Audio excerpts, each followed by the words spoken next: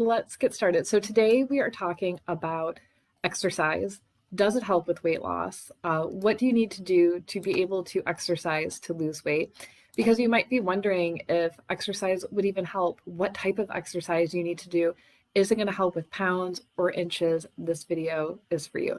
So if we haven't met yet, I'm Dr. Allison. I am a functional medicine practitioner. I am a wellness advocate with doTERRA, and I help women overcome chronic health issues, deal with weight loss, manage their anxiety, sleep through the night so they can feel like themselves again. So today we are going to cover, does exercise help with weight loss?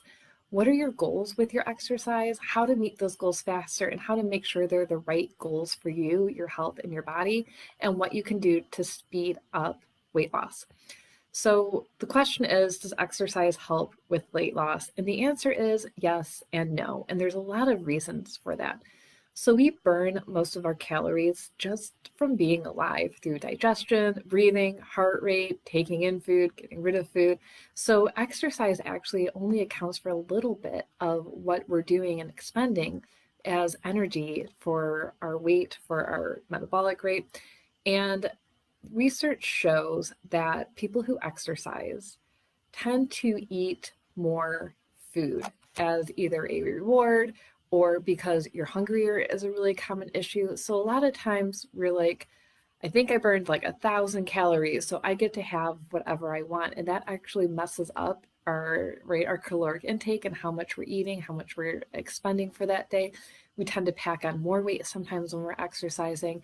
I don't know about you, but our gym is right next door to the best breakfast place on the face of the planet. So sometimes when I get done with a workout, I'm like, okay, I earned this. I'm going to go get some pancakes and some coffee. And well, that's great. That's not a bad thing. It doesn't necessarily help my weight loss efforts or the things that I just did in the gym by reconsuming a ton of calories.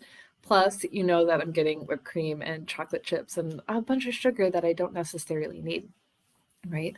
And exercise alone isn't going to necessarily help you meet your weight loss goals because it's not enough. We still have to focus on food, lifestyle, hormones, stress, all of those things. So that's another major reason why exercise alone will not help you just lose weight, right? And then honestly, the theory of calories in versus calories out just doesn't apply anymore. Our society, our culture, our bodies, the way they are now, do not respond necessarily to just eat less and move more. And now, while that's the typical thing that I hear from my patients where, oh, my doctor said I just need to lose weight. So he said, eat less, I need to exercise every day, but it's not working. And maybe you've been doing that for a long time. There are too many other factors like obesogens, diabetes, autoimmune conditions, mold, viruses, bacteria, things that can keep the weight on, and it's not going to help you at all. So don't get too caught up in the fallacy of calories in versus calories out. You don't need to look up cupcakes. So if you have a cupcake and go, all right, how long do I have to work out to get this out of me? Because that's not how it works. Your body is going to naturally use that energy for your basal metabolic rate, for your daily processes. You don't have to focus in on a punishment reward system because that's not going to help you either. So there's too many factors, so don't worry. Now, I wanted to title this, I think I already said this, but I wanted to title this video, Is Your Workout Making You Sick? Is it keeping you fat? Because a lot of my patients are experiencing this, and I really wanted to talk about it because it's really important. I absolutely hate these new style gyms where everybody's wearing a heart monitor and the numbers are up on the board, it doesn't matter. There's so much pressure to conform. There's so much pressure to do better, be better. People are screaming faster in your face and yelling at you, and it's just not healthy. It's not healthy for anyone. And it's keeping most of my patients sick. Now, some people can handle this, and I'm going to say this right now. You might be the person who can get in these high intensity gyms and kill it, and you feel great, and you're losing weight, and you're stronger than ever. And you probably don't have the issues that my patients have with autoimmune conditions and anxiety and insomnia and infections. So there's kind of two separate groups here. So Don't worry if you're like, hey, I'm killing it and I feel amazing with this workout. Awesome. If you're trying to lose weight and you don't feel good and you're not killing it, then you need to stand up and pay attention. Everybody's body is so different. So many women have pelvic floor issues and they're going into these workouts in these gyms and they're having leakage and everybody thinks it's funny, and it's not, because their body is weak. And if your pelvic floor is weak, the rest of your body is weak. Your core is weak. Your low back is weak. Your low back is weak. Your neck is weak. So if you have migraines, if you have incontinence, if you have low back pain, if you have sciatica, if you have knee issues, there's a bigger issue at hand. Okay. Let's see. What else did I want to say? So now I have a lot of patients who have very, very similar lifestyles. So if you feel called out, I kind of want to apologize, but don't worry, I'm not like thinking of just one person. This is what many, many people do. So a lot of people will wake up at 3 a.m., 4 a.m., 5 a.m.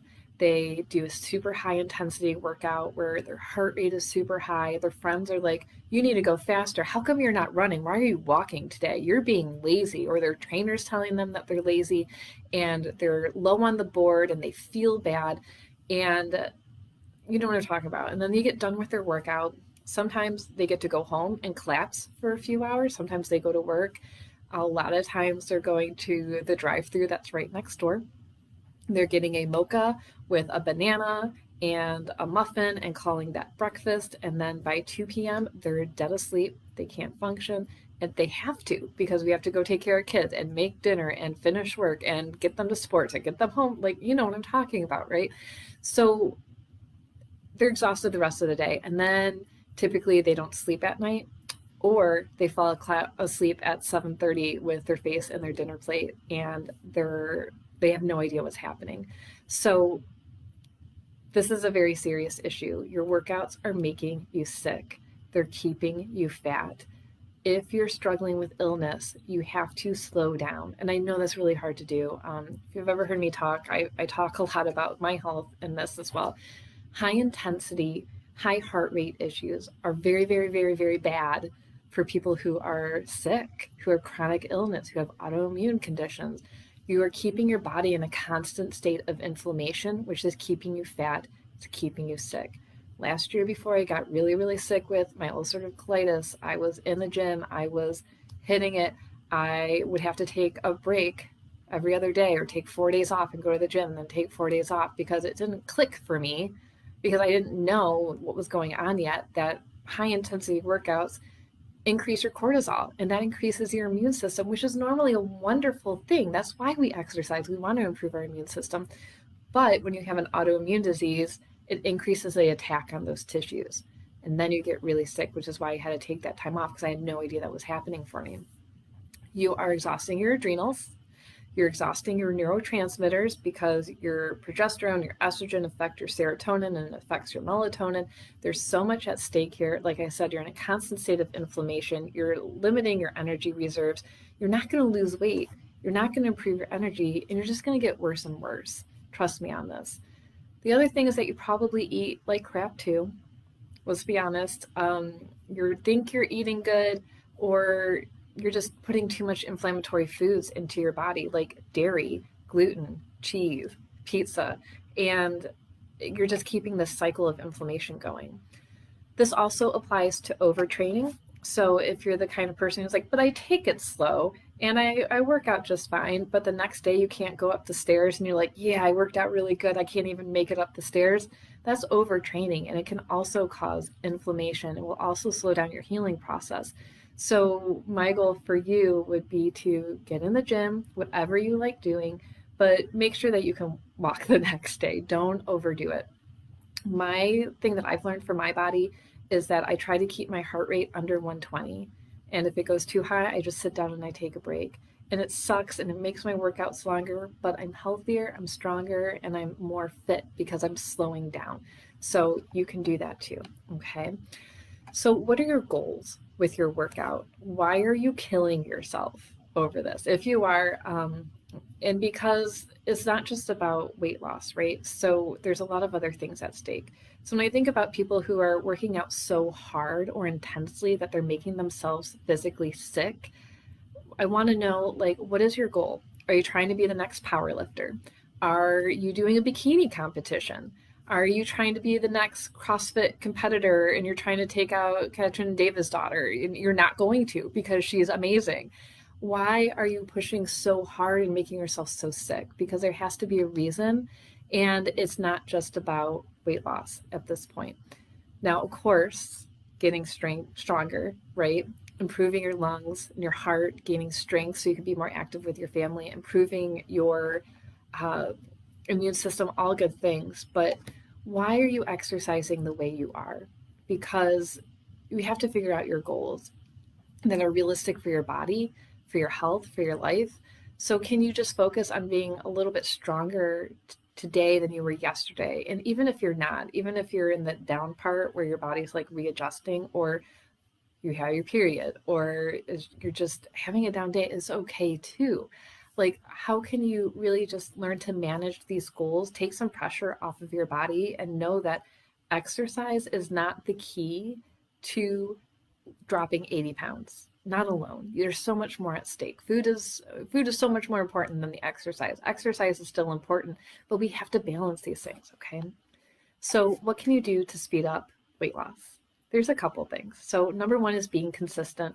Nothing is overnight. You can't go to the gym one time and lose 50 pounds. You can't eat a salad one day for lunch and lose 2 pant sizes, right? You need to stay focused, stay consistent, and don't give up on yourself. The other thing is, don't reward yourself with food, even though it's really tempting. Like, okay, if I go to the gym every single day this week, I'm getting a beer and pizza and wings on Friday night. When we reward ourselves with food, we make food an enemy, and it's not. It's not a reward. It's not a punishment. It is something that sustains us. So think of other ways to reward yourself, either with like a massage or a trip to the spa, something that's going to encourage you, but not related to food. So exercise, of course, will help. So I believe that when you start exercising, you just naturally start to take care of yourself in other ways. You make better food choices. Maybe you won't go to the drive-through as much. Maybe you start cooking more. Maybe you just start educating yourself more about your body and what your body likes. So be really specific on the ways that you exercise. Get help in understanding your body, your hormones, all those things, and what exercise would be best for you.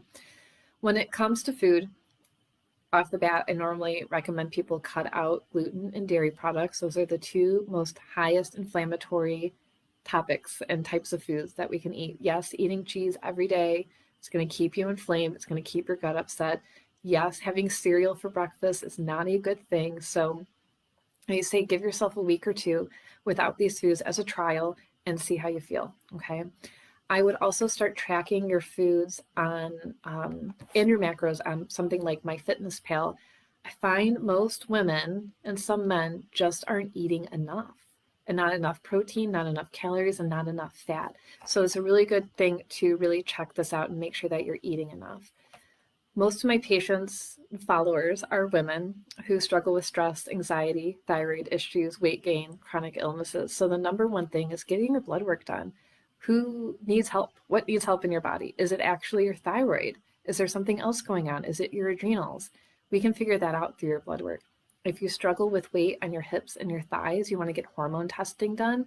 You're never going to lose weight if you have low testosterone and low DHEA and your cortisol's all over the place. So figuring that out will be very helpful. And the same thing with your belly. If you carry a lot of belly weight, that might be adrenals and cortisol as well. So we can do a saliva test for that.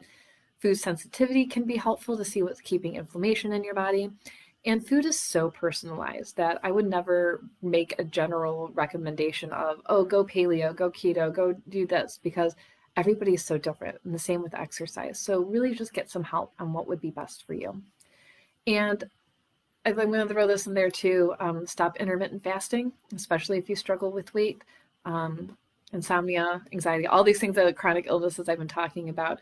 Most people do better when they do eat more consistently because we're maintaining a healthier blood sugar level. And again, everyone's so different. So hang in there and really just try different things and figure out what works best for your body. And then lastly, I would say address why you want to lose weight. I refer many of my patients to therapists because they need emotional support as well.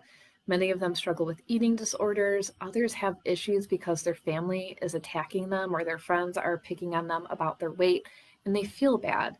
And I have a ton of patients who are like, I need to lose a ton of weight, but they're very healthy and they're at a perfect weight, but they feel so guilty because someone in their life is making them feel bad. So really it's a good place to examine why you want to lose weight, address your relationship with food and exercise, and keep it in a healthy, loving, respectful way for your body. And if you're listening for personalized help, I am here to support you. I always offer a free health consultation for you. We take some time to go through your symptoms, your goals, what you're looking for, what you need help with. So you can schedule online and pick a date and time that works for you, and we'll meet up and chat about your issues and make a plan to move forward. So thank you for tuning in today, and we'll see you next time.